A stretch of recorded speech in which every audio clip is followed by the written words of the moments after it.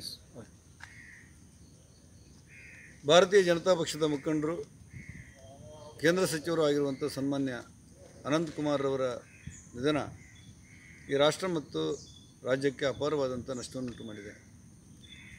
ವೈಯಕ್ತಿಕವಾಗಿ ಭಾರತೀಯ ಜನತಾ ಪಕ್ಷಕ್ಕೆ ಮತ್ತು ನಮ್ಮೆಲ್ಲರಿಗೂ ಕೂಡ ಅಪಾರವಾದಂಥ ನೋವು ತಂದಿದೆ. ನಾನು ವಿಪಕ್ಷದ ನಾಯಕನಾಗಿ ಆಯ್ಕೆಯಾದ ಹಿನ್ನೆಲೆಯಲ್ಲಿ ಅವ್ರನ್ನ ಭೇಟಿಯಾಗಲಿಕ್ಕೆ ಹೋಗಿದ್ದೆ, ನನಗೆ ಮಾರ್ಗದರ್ಶನ ಕೊಡಬೇಕು ಅಂತೇಳಿ. ಆ ಸಂದರ್ಭದಲ್ಲಿ ಅನಂತಕುಮಾರ್ ಹೇಳಿದರು, ರಾಜ್ಯದಲ್ಲಿ ವಿರೋಧವೇ ಅಲ್ಲದೆ ವಿರೋಧ ಪಕ್ಷದ ನಾಯಕನಾಗಿ ನಾನು ಆಯ್ಕೆಯಾಗಿದ್ದೆ, ನನಗೆ ಶುಭವಾಗಲಿ ಅಂಥೇಳಿ ಅವರದ್ದೇ ಆದಂಥ ಶೈಲಿಯಲ್ಲಿ ಮಾತನಾಡಿದ್ದನ್ನು ಗಮನಿಸಿದ್ದೆ.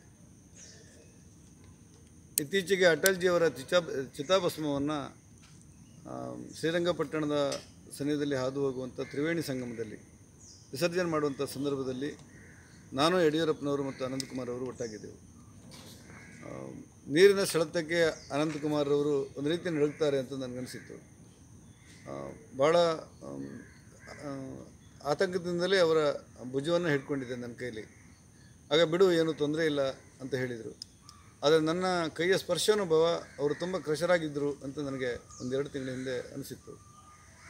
ಇದೀಗ ಅವರು ನಮ್ಮನ್ನು ಬಿಟ್ಟು ಹೋಗಿದ್ದಾರೆ.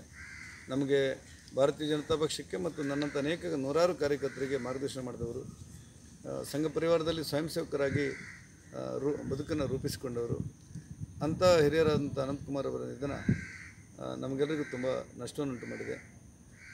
ಅವರು ವಿಚಾರಗಳನ್ನು ಮಂಡನೆ ಮಾಡುವಾಗ ಅದ್ಭುತವಾದಂಥ ಶಕ್ತಿ ಅವ್ರ ಕೈಲಿತ್ತು. ಅಟಲ್ಜಿಯವರ ಸಚಿವ ಸಂಪುಟದಲ್ಲಿ ಅವರು ವಿಮಾನಯಾನ ಮಂತ್ರಿಯಾಗಿದ್ದಾಗ ಬೆಂಗಳೂರಿಗೆ ಮೆಟ್ರೋ ರೈಲು ಬರುವ ಬಗ್ಗೆ ನಾವೆಲ್ಲ ಪ್ರಶ್ನೆಯನ್ನು ಮಾಡಿದೆವು. ಆಗ ಅನೇಕ ಪ್ರಮುಖ ಕಾರ್ಯಕರ್ತರು ತುಂಬಿದ ಸಭೆಯಲ್ಲಿ ಅವರು ಮಾತಾಡಿದಿರುವಂಥ ರೀತಿ, ಆ ಮೆಟ್ರೋ ರೈಲಿನ ಒಂದೊಂದು ಎಳೆಯನ್ನು ಕೂಡ ವಿವರಿಸಿದಂಥ ಒಂದು ಕಲ್ಪನೆಗಳಿದೆಯಲ್ಲ, ಅತ್ಯಂತ ವಿಚಾರವನ್ನು ಮಂಡಿಸುವುದು ಅತ್ಯಂತ ಅದ್ಭುತವಾದಂಥ ಶಕ್ತಿ ಅವರಿಗೆ ಕರಗತವಾಗಿತ್ತು. ಅಂಥ ಹಿರಿಯರೊಬ್ಬರು ನಮ್ಮನ್ನು ಬಿಟ್ಟು ಹೋಗಿದ್ದಾರೆ ಅನ್ನುವಂಥ ನೋವು ನಮಗೆಲ್ಲರಿಗಿದೆ. ಜೊತೆಯಲ್ಲಿ ದೇವರವರಿಗೆ ಉನ್ನತ ಪರಲೋಕದಲ್ಲಿ ಉನ್ನತವಾದ ಸ್ಥಾನ ಕೊಡಲಿ ಮತ್ತು ಅವರ ಕುಟುಂಬಕ್ಕೆ ನೋವು ಭರಿಸುವಂಥ ಶಕ್ತಿ ಕೊಡಲಿ ಅಂಥೇಳಿ ಈ ಸಂದರ್ಭದಲ್ಲಿ ಹೇಳಲಿಕ್ಕೆ ಇಷ್ಟಪಡ್ತೇನೆ. ಸರ್, ಈಗ ರಾಜ್ಯಕ್ಕೆ